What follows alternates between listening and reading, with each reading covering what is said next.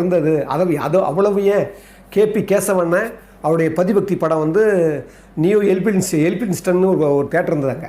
அது சொல்கிறார் அவர். நியூ எல்பின்ஸ்டனில் வந்து அந்த பதிபக்தி ஓடிட்டுருக்குது கேசவண்ணன் படம்.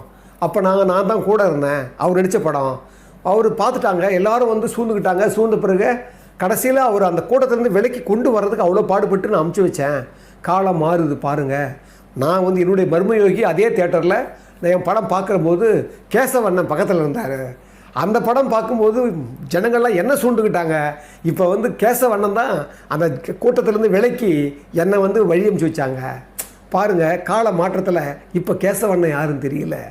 இது மாதிரி தான் வாழ்க்கையில் அவங்கவுங்களுக்கும் எது எப்படி இருந்தாலும் ஒருத்தர் உணர்வை மற்றவங்க மதிக்கணும்.